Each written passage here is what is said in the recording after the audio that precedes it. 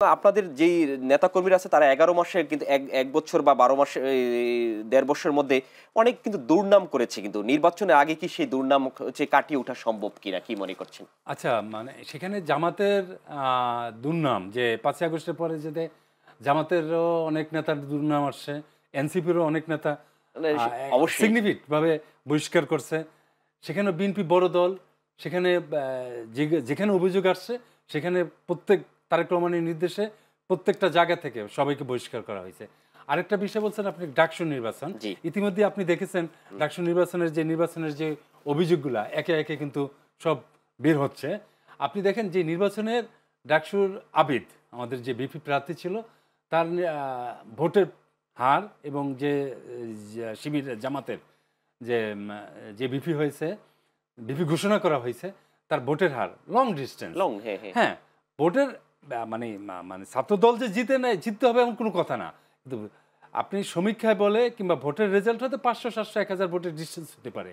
কিন্তু এই যে ডাকসু নির্বাচনের ব্যালট পেপারের মুড়ির এই পাশের থেকে ওই পাশের নাম্বার ছিল না।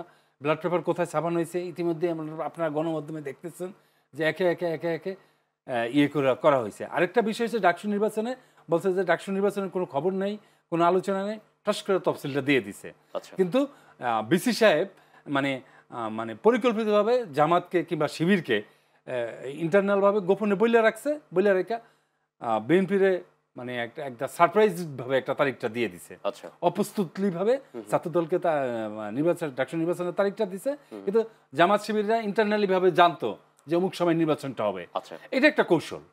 এই সেই ডাকসুর যে প্রশাসন তারা ইন্টারনালি ভাবে জামাতের বললে দিছে এবং এমনভাবে দিছে তখন ছাত্রদল খুব খুব কম সময়ে করছে এই নির্বাচনটা হয়েছে।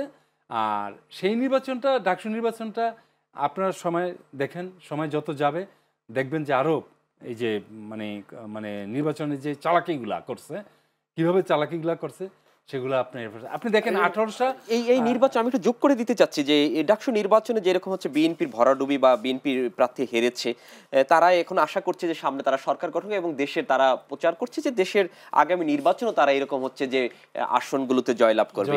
আপনি কি মনে করছেন সেটি? না, না, সেটা আমি মনে করতেছি না। আমাদের নাগরিক ঐক্যের যে মাহমুদুর রহমান মান্না ভাই, সেও আমাদের ঢাকা বিশ্ববিদ্যালয়ের ২ বারের ভিপি ছিলেন। আরও অনেক ভিপিরা ছিলেন।